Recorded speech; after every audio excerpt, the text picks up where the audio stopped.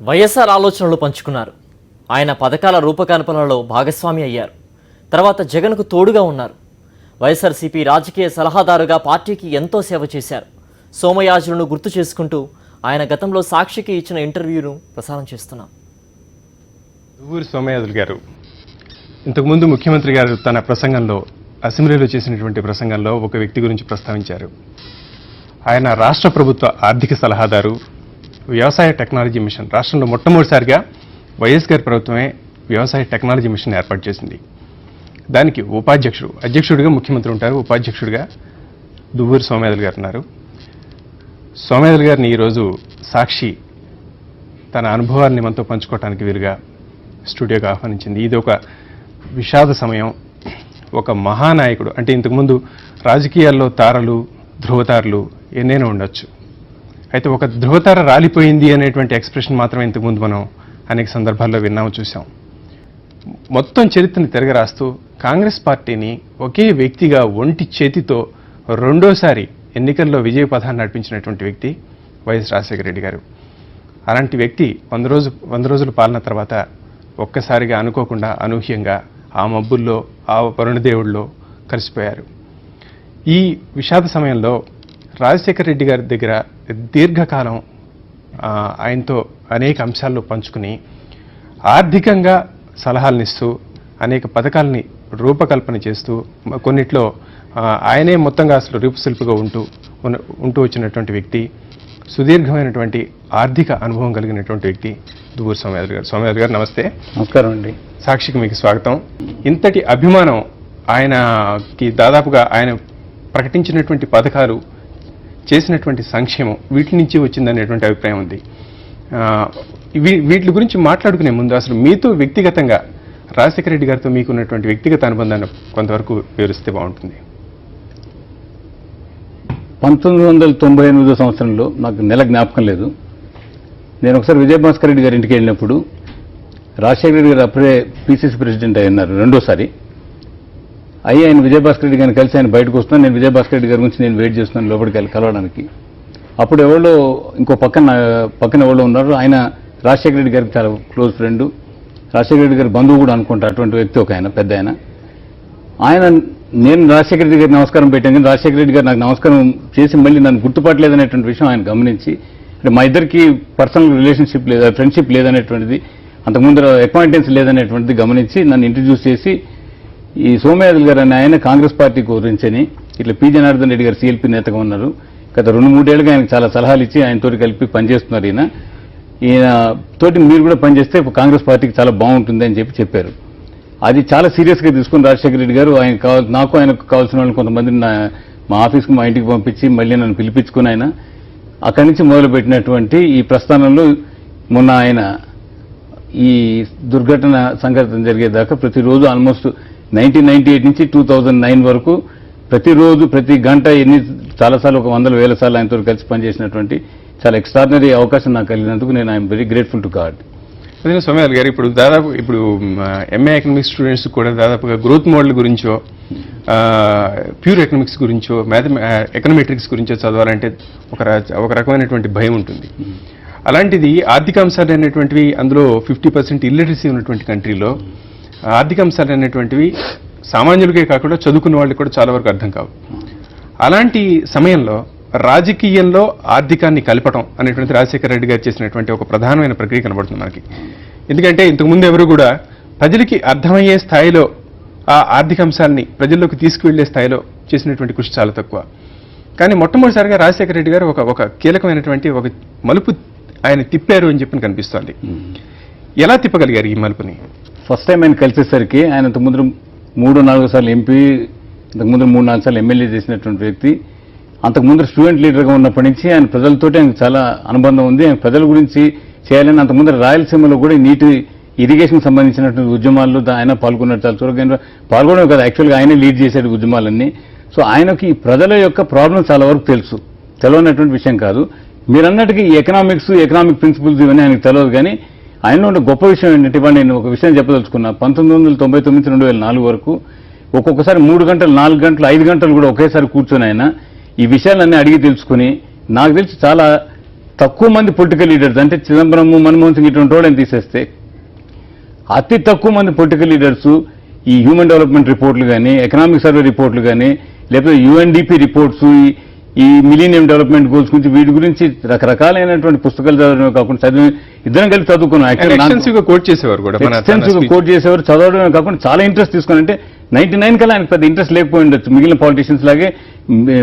Actual problems అయితే మనం solve చేద్దాం అనేటువంటి ఒక ఇంట్రెస్ట్ ఉండేది తప్ప ఈ ఎకనామిక్స్, ఈ ఎకనామిక్ రిఫార్మ్స్ ఇవన్నీ తెలుసుకోవడం చాలా కష్టమైనటువంటి విషయం. బట్ ఆయన గురించి నాకు కూడా తెలియదు అప్పటికి. యాక్చువల్ నేను ఆయన కలిపి నేర్చుకుని ఇవన్నీ కూడా ఈ విషయాలన్నీ ఏంటంటే ఎక్కడెక్కడ ప్రాబ్లమ్స్ ఉన్నాయి భారతదేశంలో, అసలు యాక్చువల్ ప్రాబ్లం ఏంటనేటువంటిది actual 98, 99 we took stock of the actual. చెప్తున్న ప్రకారం ఈ ఎకనామిక్స్ అనేటువంటిది ప్రజల నుంచి, ప్రజల అనుభవాల నుంచి, వాళ్ళకున్న సమస్యల నుంచి పుట్టినటువంటి ఎకనామిక్స్ అంతే. పూర్తిగా ఇదేంటంటే మేము ఏదో పుస్తకం చదివి ఒక ఎగ్జామినేషన్ రాసి పిహెచ్డీ తెచ్చుకుందాం అనేటువంటి ఎఫర్ట్ తోటి కదా. ఏ రకంగా ఈ ఎకనామిక్ అసలు ప్రప్రథమంగా జరిగినటువంటి చర్చ ఏంటంటే ఎకనామిక్ రిఫార్మ్స్ అనేటువంటి 91వ సంవత్సరంలో పెట్టి మేము కలిసేసరికి 98, 7 ఏళ్లలో కూడా ఎకనామిక్ గ్రోత్ అనేటువంటిది అంతకు ముందర 10 ఏళ్ల పీరియడ్లో ఉండేదానికంటే ఒక్క వీసెత్తు కూడా పెరగలేదు. ఏంటి దీనికి కారణం ఏంటి అనేటువంటి ఇంక్వైరీ మొదలుపెట్టాం మేము ఇద్దరం కూడా. యాక్చువల్గా నాకు పెద్ద తెలుసు కదా, నేను అంతకు ముందర ఎంటర్ప్రెన్యూరల్ డెవలప్మెంట్ అనేటువంటి ఒక యాక్టివిటీలో, ఒక వెంచర్ క్యాపిటల్, ఒక ఇండస్ట్రియల్ ఫైనాన్సింగ్, ఇటువంటి విషయాలు తెలిసినటువంటి తప్ప ఈ రియల్ పబ్లిక్ ఫైనాన్స్, ఎకనామిక్స్ ఇవన్నీ తెలిసిన వాడిని కాదు. మేము ఇద్దరం కలిపి ఏంటి కారణం, మనం ఒక ఎక్స్ట్రాడినరీ హోప్ తోటి ఇండియన్ ఎకానమీని మనం లిబరలైజ్ చేసాం 1991లో. ఏ గవర్నమెంట్ అయినా ఈ లిబరలైజ్ చేసినప్పుడు ఏమనుకుంటాం, మనకి ఎక్కువ ఇన్వెస్ట్మెంట్, ఎకనామిక్ గ్రోత్ పెరిగినప్పుడు మన యొక్క రెవెన్యూస్ పెరుగుతాయి. ఆ రెవెన్యూస్ మనం రకరకాలైనటువంటి డెవలప్మెంట్లు, తర్వాత ఈ వెల్ఫేర్ ప్రోగ్రామ్స్ కి ప్రజల కోసం మనం ఖర్చు పెడతాం. డెవలప్మెంట్లు అనేటువంటిది లాంగ్ టర్మ్ పర్స్పెక్టివ్, వెల్ఫేర్ అనేది ఇమ్మీడియట్ పర్స్పెక్టివ్, రెండు కూడా బ్యాలెన్స్ చేసుకుంటూ మనం ముందరికి వెళ్ళాలి అనేటువంటి ఒక పెద్ద హోప్ తోటి మనకు ఉండేటువంటి ఇన్వెస్ట్మెంట్స్. అంటే సవాల్ గారు, ఇంకో పక్కన ఇప్పుడు మనం చూసుకుంటే 99లో మేనిఫెస్టో రచనలో కానీ, ఆ తర్వాత 2004లో కానీ మీరు కీలకమైన పాత్ర పోషించారు, ఇప్పుడు 2009లో కూడా. అంటే ఎట్లా తీసుకోగలిగారు ఇంత లిబర్టీని? అంటే ఒక పక్కన కాంగ్రెస్ కమాండ్ చెప్తున్నది ఎట్టి పరిస్థితుల్లోనూ మనం ఎల్పిజి విధానంలో సాగాలి అని చెప్తున్నప్పుడు, ఇంకో పక్కన దానికి భిన్నమైనటువంటిది ఉచిత విద్యుత్, అంటే సబ్సిడీలను వ్యతిరేకించేటువంటి ఆర్థిక విధానాలని పక్కన పెట్టి సబ్సిడీలు అవసరం రైతుకి అని చెప్పడానికి శాసనం చేశారు. ఎట్లా చేయగలిగారు ఈ శాసనాన్ని? దీనికి ఫండమెంటల్ ఇష్యూ ఏంటంటే మా ఆర్గ్యుమెంట్ వినిపించాం మేము. ఇప్పుడు సీఎం గారు మీకు ఇందాక మీరు చూపెట్టినటువంటి దాంట్లో చెప్తే, మన్మోహన్ సింగ్ గారి దగ్గరికి, ప్రణబ్ ముఖర్జీ గారి దగ్గరికి 1999లో మేము చేసిన ప్రామిస్ చేసిన మాట వాస్తవమే. కానీ అప్పటికి ఎవరికి ప్రజలకు రీచ్ కాలేదు. కొంతమంది సెంట్రల్ లీడర్స్ ఇక్కడికి వచ్చినప్పుడు అసలు ఇదేం సాధ్యమైనటువంటి కాదని వాళ్ళే ఆర్గ్యూ చేసి అదంతా డైల్యూట్ అయిపోయి అసలు దాని గురించి ఎవరు పట్టించుకున్నటువంటి విషయం లేదు. మళ్ళీ 2004 సంవత్సరంలో మళ్ళీ we have restated that in our manifesto. ఇప్పుడు సీఎం గారు రాజశేఖర రెడ్డి గారు ఇందాక చెప్పినట్టుగా చేసినప్పుడు ప్రణబ్ ముఖర్జీ గారు దానికి chairman of the manifesto approving committee, Manmohan Singh గారు దాంట్లో మెంబర్స్, వాళ్ళిద్దరు మెంబర్స్. సో వాళ్ళ దగ్గరికి పంపిస్తే డిఎస్ గారు, వైఎస్ గారు వెళ్ళారు. ఇంకా నేచురల్గా వాళ్ళతో నేను కూడా వెళ్ళాను, ఎందుకంటే దాంట్లో రాసినటువంటి వాడి కింద వెళ్తే వాళ్ళు ఇనిషియల్గా ఒప్పుకున్న మాట వాస్తవం. ఇది ఎందుకంటే కరెక్ట్ కాదు, ఇట్లా ఫ్రీగా ఏది ఇవ్వడానికి వీలేదు, మనం ఇస్తే అంత చెడ్డగా జరుగుతుంది, ఇది మీరు చెప్పినటువంటి మన ఆర్థిక విధానానికి అంటే ఫౌండేషన్స్కి దానికి ఎగెన్స్ట్గా వస్తుంది, ఇది జరగదు అంటే అప్పుడు మేము అందరం కలిపి అక్కడ ఆర్గ్యుమెంట్ ఏమనిపించామంటే, అగ్రికల్చర్ అనేటువంటిది కాన్స్టిట్యూషన్ ప్రకారం ఒక స్టేట్ సబ్జెక్ట్ కింద పెట్టారు. అంటే పెద్దలు ఇవన్నీ ఆలోచించి స్టేట్ సబ్జెక్ట్ కింద పెట్టారంటే దీంట్లో వెనకాల ఏదో ఒకటి ఉంటుంది కదా. ప్రతిదీ కొన్ని స్టేట్ సబ్జెక్టులు, కొన్ని సెంట్రల్ సబ్జెక్ట్స్ ఉన్నాయి. దీన్ని అగ్రికల్చర్ అనే స్టేట్ సబ్జెక్ట్ కింద పెట్టారు. ఈ అగ్రికల్చర్ అనేటువంటిది south of India's, north of India's అనేటువంటిది డిఫరెంట్ ఇష్యూ. ఎందుకంటే పంజాబ్, హర్యానా, వెస్ట్ బెంగాల్, ఉత్తరప్రదేశ్ అనేటువంటి ఇండో గ్యాంజెటిక్ ప్లేన్స్, అక్కడ వర్షాధారమైనటువంటి అగ్రికల్చర్ కాదు, మోస్ట్లీ ఇరిగేటెడ్ ఏరియా, అవి కూడా ఇండో గ్యాంజెటిక్ ప్లేన్ నుంచి వస్తున్నటువంటి విషయం. ఆ 4 రాష్ట్రాలు కలిపి ఆ సంవత్సరం వెళ్ళినటువంటి 2004 సంవత్సరంలో చూస్తే సుమారుగా ఇండియాలో ప్రొడక్షన్ వచ్చినటువంటి 200 మిలియన్ టన్స్లో 110 మిలియన్ టన్స్ ప్రొడ్యూస్ చేస్తున్నటువంటి స్టేటు. అవన్నీ స్టేట్లు కూడా కలిపి వాళ్ళ ఎలక్ట్రికల్ పంప్ సెట్స్ అక్కడ ఉండేటువంటి కలిపి 18 ఉంది. 18 లక్షలకు మాత్రమే ఉన్నాయి. మన రాష్ట్రానికి వస్తే అవి వాళ్ళు 110 లక్షలు ప్రొడ్యూస్ చేయడం కోసం 18 లక్షల ఎలక్ట్రికల్ పంప్ సెట్స్ వాడుతుంటే మన రాష్ట్రానికి వచ్చేసరికి కేవలం 13 మిలియన్ టన్లు, 200లో 13 మిలియన్ టన్స్ ప్రొడ్యూస్ చేస్తుంటే మనకు 25 లక్షల ఎలక్ట్రికల్ పంప్ సెట్స్ ఉన్నాయనేటువంటి విషయం ఫస్ట్ ఈ స్టాటిస్టిక్స్ చెప్పేసరికి వాళ్ళకి అది ఒక షాక్ లాగా తయారైంది. ఎందుకంటే ఇంతమంది ఇంత పంప్ సెట్స్ వాడి అంటే ఇక్కడ అగ్రికల్చర్ ఎంత పంప్ సెట్ల మీద ఆధారపడి ఉంటుంది అనేటువంటి విషయం చెప్పాం. సీఎం గారు చాలా స్ట్రాంగ్ ఆర్గ్యూ చేశారు మన్మోహన్ సింగ్ గారితో పర్టికులర్గా, సార్ మీరు వీళ్ళందరినీ అగ్రికల్చర్ మానేయడానికి రెడీగా ఉన్నారు, వాళ్ళకి కావాల్సిన నెలకు మీరు 1000-2000 రూపాయలు ఇస్తే వాళ్ళందరూ గవర్నమెంట్లోనే ఎక్కడైనా ఉద్యోగాలు జాయిన్ అవ్వడానికి రెడీగా ఉన్నారు. అగ్రికల్చర్ అనేటువంటిది వాళ్ళు ప్రాఫిటబుల్గా లేదు. మాకు 2 రకాలైన ఒకటే జిల్లాలో, వెస్ట్ గోదావరి జిల్లాలోనే ఒకరికేమో మేమే డ్యాములు కట్టి గవర్నమెంట్ డబ్బులతోటి మేము వాళ్ళకి పొలం దాకా తీసుకెళ్లి ఆల్మోస్ట్ 200 రూపాయలు పర్ ఎకరానికి పర్ యానం మేము ఇస్తుంటే, ఇంకొకరికేమో వాళ్ళకి మనం we cannot carry water but we can carry always electricity. అయినా కూడా ఎలక్ట్రిసిటీ క్యారీ చేసుకుని ఎలక్ట్రిసిటీ మనం ఫ్రీగా ఇచ్చినా కూడా అంటే ఉచిత విద్యుత్ ఇవ్వడం అసాధ్యమని మీకు ఏదైనా స్టేజ్లో అనిపించింది? అంటే అధికారంలోకి రాకముందు ఉచిత విద్యుత్ వాగ్దానం అయితే చేస్తున్నాం కానీ ఇది ఇంప్లిమెంట్ చేయడం అసాధ్యమని ఎప్పుడు అనిపించింది వైఎస్ గారికి? ఎప్పుడు అనిపించలేదు. ఎందుకంటే దీని మీద థరో స్టడీ చేసాం మేము, ఏ రకంగా ఇవ్వచ్చు, అసలు ఇంతకుముందు లాస్ ఆఫ్ రెవెన్యూ ఎంత అవుతుంది స్టేట్ గవర్నమెంట్కి, అసలు టోటల్ రెవెన్యూస్ ఎంత. ఈ ఉచిత విద్యుత్ అనేటువంటిది ఏదో అసలు ఎలక్షన్కి సంబంధించినటువంటి ఇష్యూ కానే కాదు ఇది. It's more an economic compulsion దాని పాపులేషన్. ఇదేదో అధికారాన్ని రాబట్టుకునేటువంటి ప్రక్రియగా చూడలేదు కానే కాదు. ఎందుకంటే 1999 ఫస్ట్ ఎలక్షన్ ఓడిపోయిన వెంటనే మొదలుపెట్టినటువంటి సబ్జెక్ట్ ఇది. ఉచిత విద్యుత్ అనేటువంటిది it's only justice and equity and fair play అండి. నేను అది చెప్తున్నాను కదా, వెస్ట్ గోదావరి జిల్లాలో నేను తీసుకెళ్లి ఒకరికి నా సొంత డబ్బులు అంటే ప్రభుత్వ డబ్బుతో డ్యాములు కట్టి అక్కడ తీసుకెళ్లి నేను వాళ్ళకి వాటర్ ఫ్రీ ఆల్మోస్ట్ 200 రూపాయలు కట్టి ఫ్రీగా ఇచ్చినట్టే. అదే పక్కన జంగారెడ్డిగూడెంలోనే ఇంకా పైన ఏరియాలో ఉండేటువంటి అప్లాండ్ ఏరియాలో ఉండేవాడు వాళ్ళ ఎకరానికి 2 ఎకరాలకు 3 లక్షల రూపాయలు 2 లక్షలు పెట్టి వాళ్ళు పంప్ సెట్ వేసుకుని ఎలక్ట్రిసిటీ ఛార్జెస్ కూడా కడితే, ఎందుకంటే వాళ్ళ సీడ్ కాస్ట్, వాళ్ళ fertilizer cost, pesticide cost, labour cost, వాళ్ళకి ఇచ్చేటువంటి ఎంఎస్పీ అన్ని ఏరియాలో ఉండే వాళ్ళకి ఒకటే అవుతూ వీళ్ళకేమో ఇరిగేషన్ ఫ్రీగా ఇచ్చి వాళ్ళ ఎకరానికి 10-15 వేల రూపాయలు ఎక్స్ట్రా ఖర్చు పెట్టుకోవాల్సి వస్తే అగ్రికల్చర్ సాధ్యం కాదు. అగ్రికల్చర్ సాధ్యం కాకపోతే ఒకటి food security of the country ఉండదు, రెండోది వాళ్ళకి ఇన్కమ్స్ ఆఫ్ ఫార్మర్స్ ఉండదు, ఇంకా వాళ్ళకి ఆల్టర్నేటివ్ ఎంప్లాయ్మెంట్ ఏమైనా ఉంటే మానేస్తారు కూడా వాళ్ళు. కానీ మానడానికి జరిగే పని కాదనేటువంటి విషయం వాళ్ళకి మేము స్ట్రాంగ్గా ఎకనామిక్ కంపల్షన్ చెప్పడం వల్ల వాళ్ళు ఒప్పుకొని. అందుకోసం మీకు గమనించవలసిన విషయం ఏంటంటే మన్మోహన్ సింగ్ గారు అనూహ్యంగా ప్రైమ్ మినిస్టర్ 2004లో ఇప్పుడు ఏమైనా ఎక్స్పెక్ట్ చేయలేదు ఆయన.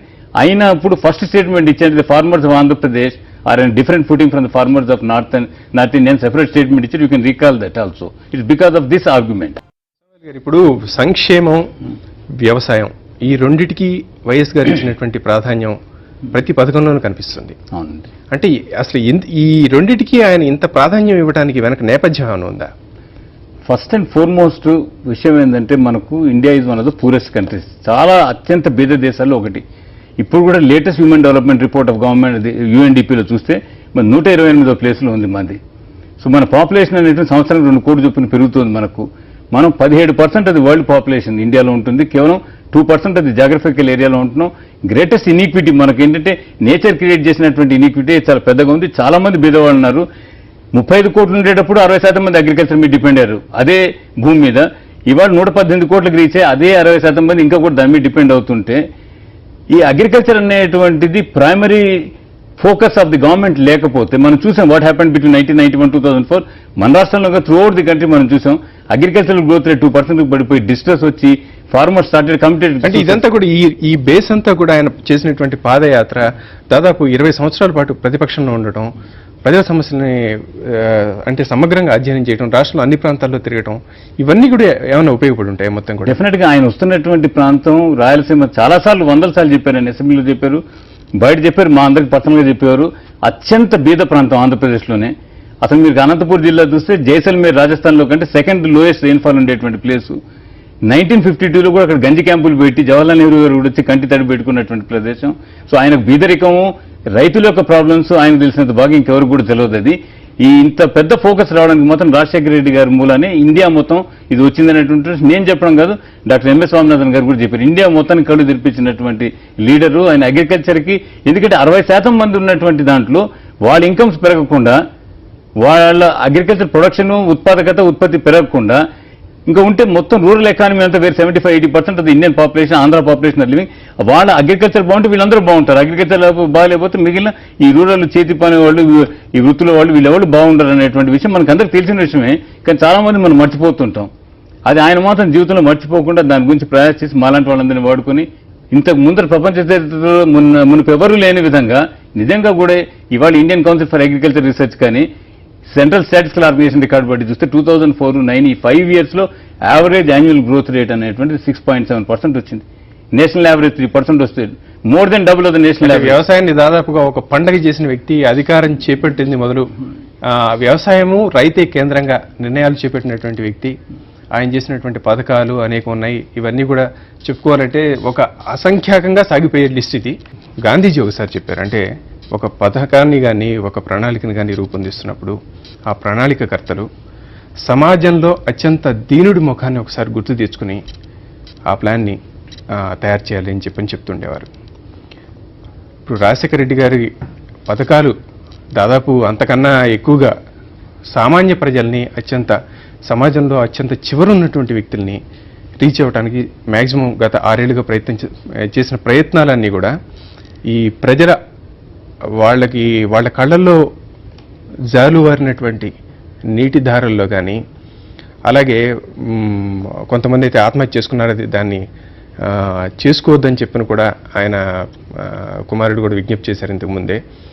అంటే ఒక నాయకుడు ఒక ఆర్థిక విధానంలో చిన్నపాటి మార్పు చేయడం ద్వారా ఇంతగా ప్రజల అభిమానాన్ని తెచ్చుకోవటం కానీ, ఇంతగా ప్రజల హృదయాల్లోకి వెళ్ళిపోవటం కానీ సాధ్యం అవటాన్ని ఇంతకుముందు మనం ఎప్పుడు కూడా ఆంధ్రప్రదేశ్ చరిత్రలో చూడలేదు. దీని అంతటికీ కూడా అలాని రాజశేఖర రెడ్డి గారు ఏదో మరీ పూర్ ఫ్యామిలీ నుంచి వచ్చినటువంటి వ్యక్తి కూడా కాదు. ఆయన ఒక రకంగా చెప్పారంటే సిల్వర్ స్పూన్తోనే పుట్టినటువంటి వ్యక్తుల్లో కొద్దిమంది వ్యక్తుల్లో ఆయన ఒకడు. అంటే సామాన్య ప్రజల్ని, సామాన్యుడి హృదయాన్ని, పేదవాడిని అర్థం చేసుకోవటానికి ఆయన ఇంతగా ఎట్లా ప్రయత్నం చేయగలిగారు? ఆయన దగ్గర గొప్పతనం ఏంటంటే ఆయన ప్రయత్నం చేయవలసినటువంటి అవసరం లేదు. ఎందుకంటే his door was always open.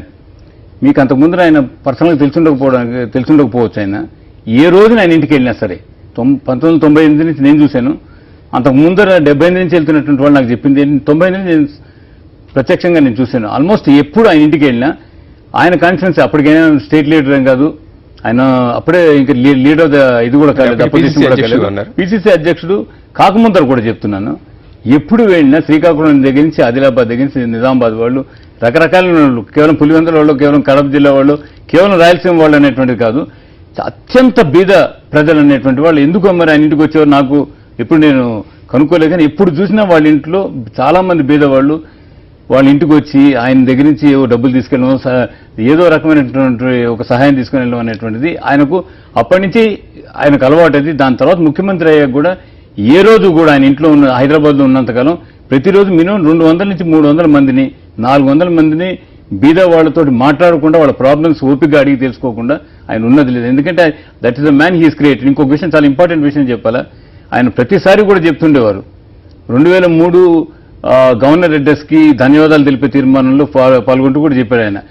మనం అత్యంత బీద దేశంలో మన చుట్టూ అంతమంది బీద ప్రజలు కనపడుతున్నారు, మనకు కనపడకుండా జాన్ ఎఫ్ కెనడీ లాంటి వాడు వరల్డ్స్ రిచెస్ట్ కంట్రీకి the richest man in America, youngest man in America, జీవితంలో పావర్టీ అంటే కేవలం పుస్తకాల్లోనూ సినిమాల్లోనూ చదివినటువంటి వ్యక్తి ఆయన ఫస్ట్ ప్రెసిడెన్షియల్ స్పీచ్లోనే if we cannot take care of the millions who are poor, we cannot protect the few who are rich అని చెప్పింది ఎన్నోసార్లు ఆయన ప్రస్తావించేవారు. అంటే poverty anywhere is the threat, prosperity సంపూర్ణంగా నమ్మినటువంటి వ్యక్తి. అంటే ఆయన దగ్గర ప్రాస్పెరిటీ ఉంది కానీ దాన్ని భయపడి ఏదో అవుతున్నటువంటి ఉద్దేశం కూడా కాదు. అక్కడ సమాజంలో అత్యంత దీనుడిని బతికించేదే సరైనటువంటి నాయకుడు, అలా బతికించగలిగినటువంటి వాడే సరైన నాయకుడు.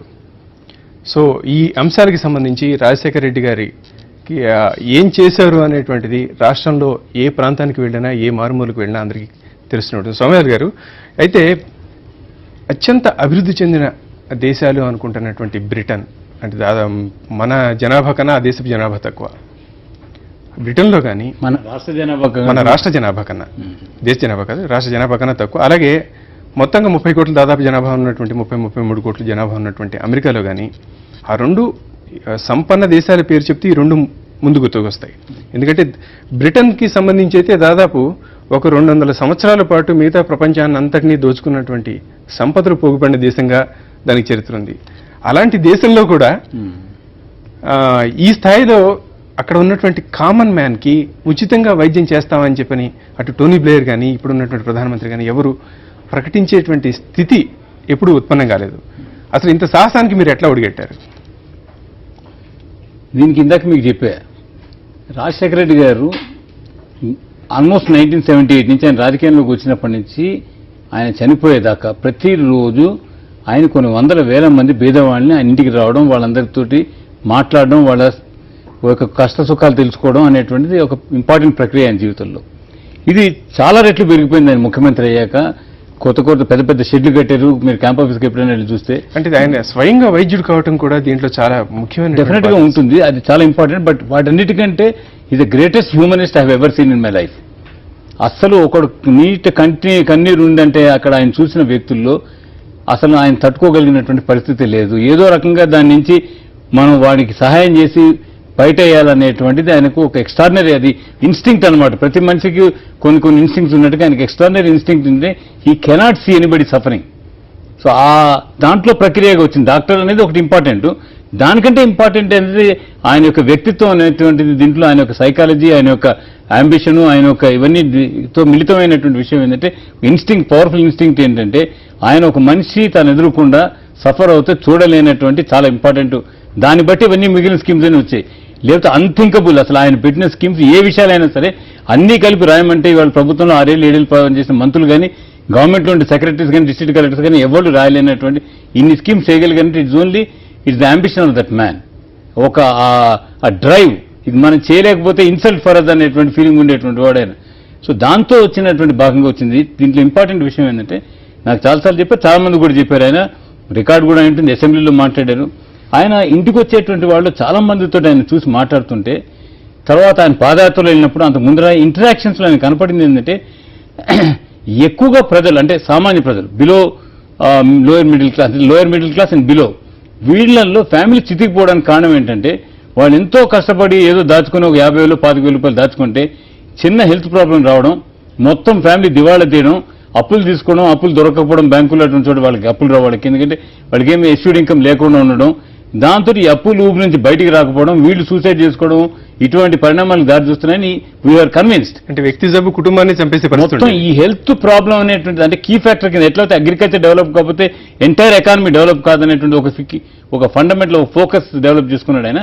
నువ్వు ఎన్ని విషయాలు ఏం చేసి ఈవెన్ అగ్రికల్చర్ డెవలప్ అయినా కూడా మనం ఎక్స్పెక్ట్ చేసిన లెవెల్లో డెవలప్ అయినా ఎంత ఇన్కమ్ వస్తుంది, అంతకు ముందర 5,000 రూపాయలు లాస్ వచ్చేటువంటి ఫార్మర్కి 15,000 రూపాయలు ప్రాఫిట్ తీసుకోవచ్చు ఎకరం. కానీ వాడు ఎంతో కష్టపడి ఇవాళ average land holding in India and Andhra Pradesh కూడా చూస్తే కేవలం 1.5 to 2 acres ఉంది, 3 acres ఉంది. ఇది చేసి వాడు ఏదో కూడబెట్టుకుని ఈ డ్రౌట్లన్నీ పోయి అప్పులు అయ్యేది. వాళ్ళు ఎందుకు అప్పులు పాలవుతున్నారు అనేటువంటి విషయం మేము రీసెర్చ్లో మేమంటే ఆయన కనుక్కున్నది. యాక్చువల్గా ఆనెస్ట్లీ క్రెడిట్ అంతా ఆయనకి ఇవ్వాల్సిన విషయం, ఎందుకంటే మేము కనుక్కుని ఆయన చెప్పింది కదా ఇది. ఆయన పక్కన కిరణ్ కుమార్ రెడ్డి గారు, ఆయన సొంత పిఎస్ ఒక అతను, చాడా కోఆర్డినేటర్ అతను, ఆయనతో పనిచేస్తున్నటువంటి వాడు. ఎందుకంటే రాజశేఖర్ గారు ఫస్ట్ సీఎం గారు వాళ్ళందరినీ కలిసి 300-400 మందిని అందరితో మాట్లాడలేరు కనుక, టైం ఉండదు కనుక, సెక్యూరిటీ ప్రాబ్లమ్స్ ఒకటి ఉంటాయి కనుక, తర్వాత కిరణ్ కుమార్ రెడ్డి అనేటువంటి వాడు వాళ్ళందరితో మాట్లాడి ఒక రకమైనటువంటి ఆలోచనకు వచ్చాం. ఆయన ఫండమెంటల్ పాయింట్ మీరు గమనించాల్సిన పాయింట్ ఏంటంటే నువ్వు ఎంత డెవలప్మెంట్ అనే చేయి, నువ్వు ప్రజల్లో డిస్ట్రెస్ కాజ్ చేస్తున్నటువంటిది సూసైడ్స్ కానీ అది కాజ్ చేస్తున్నటువంటి ఫండమెంటల్ పాయింట్ పట్టుకున్నాడు, కీలకమైనటువంటిది ఆయన. ఇది చేయకపోతే మాత్రం వాడేదో పాపం 5 ఏళ్ళు 10 ఏళ్ళు కూడబెట్టుకున్నటువంటి చిన్న రోగం వస్తే మొత్తం డబ్బులు పోతున్నాయి, మనుషులు చచ్చిపోతున్నారు, ఇది కరెక్ట్ కాదు ఇది అనేటువంటి విషయం. ఇది కూడా చేయలేకపోతే మనం ముఖ్యమంత్రిగా ప్రజాప్రతినిధులుగా ఉండడం అనేది వేస్ట్ అని నాకు చెప్పాడు ఆయన. కొన్ని వందల ప్రక్రియలు నాకే ఆశ్చర్యం ఉంటుంది. వాటిలన్నింటిలో పాలు పంచుకున్న వాడికి ఒక పక్కన వాళ్ళు ఇన్కమ్స్ పెంచేటువంటి మార్గం, ఒక పక్కన చెప్పే కదా ఎంఎస్పీ పెంచడం, ఇన్పుట్ ధరలని తగ్గించడం, ఇంట్రెస్ట్ రేట్ 3% ఇస్తున్నాం. ఇంట్రెస్ట్ రేట్ అందుకు ముందు 10, 11, 12% ఉండేది. క్రెడిట్ ఎక్స్పెండ్ చేసాం, పావుల వడ్డీ 3% per annum, క్రెడిట్ 3-4 రెట్లు 5 రెట్లు పెంచేసాం, క్రెడిట్ పెంచాం, సీడ్స్ 50% సబ్సిడీలు ఇస్తున్నాం, ఆల్ ఇన్పుట్ ప్రైసెస్ తగ్గించాం, ఎంఎస్పీ పెంచాం ఒక 100%. అంటే ఖర్చులు తగ్గించి ఇన్కమ్ పెంచి 100%. కానీ ఇవన్నీ చేయడం వల్ల వాళ్ళకి వచ్చే ఇన్కమ్ కూడా ఒక్క సంవత్సరం డ్రౌట్ వచ్చినా ఇంకో రకం వచ్చినా వాళ్ళు తట్టుకోలేరు. ఒకటి. రెండో విషయం ఏంటంటే వాళ్ళకి వచ్చే ఇన్కమ్ ఎంత తక్కువ అంటే వాళ్ళ ఫ్యామిలీ మెంబర్స్లో ఏ ఒక్కడైనా 10 ఏళ్లలో ఏ ఒక్కసారైనా వాళ్ళు హాస్పిటల్కి వెళ్ళవలసి వస్తే మాత్రం ఈ 10 ఏళ్ళ ఇన్కమ్ పోవడమే కాకుండా వాళ్ళు దీనికి 10 రెట్లు డబ్బులు ఎక్కడో అప్పు తీసుకొచ్చి మళ్ళీ చితికిపోయి వాళ్ళ ఫ్యామిలీస్ దెబ్బతింటున్నాయి. ఈ రెండు చేయకపోతే ఒక పక్కన ఇన్కమ్ పెంచాలా, ఓ పెంచిన ఇన్కమ్ మనం మాత్రం ఈ భారతదేశంలో ఇన్ని కోట్ల మంది మీద సడన్ గా మనం వాళ్ళ అమెరికా లెవెల్ తీసుకురాలేము. మనం ఏదో వాళ్ళలో ఉండేదానికంటే 10%, 20%, 30% పెంచడం. కానీ ఈ పెంచిన డబ్బులు ఎంత పెంచినా కూడా సరిపోవు, దీనివల్ల దెబ్బతింటున్నారు. ఇది సాల్వ్ చేయలేకపోతే మనం అనవసరము, ముఖ్యమంత్రిగా కాదు కదా అసలు ప్రజాప్రతినిధులుగా ఉండడం అనవసరం అని చెప్పి కొంతమంది జరగదు, చాలా కష్టం సార్, ఇది ఎక్కడ జరుగుతుంది, హాస్పిటల్ ఇవన్నీ మానకుండా మీరు చేయగలిగితే చేయలేదు, నేను వెళ్తున్నాను, నేను చేయబోతున్నాను, మీకు ఇష్టం ఉంటే మీరు దీంట్లో పాల్గొంటే అంత దృఢమైనటువంటి సంకల్పం ఎట్టి పరిస్థితుల్లో జరగాలని ఒక రకంగా మొండితనం అనొచ్చు దీన్ని.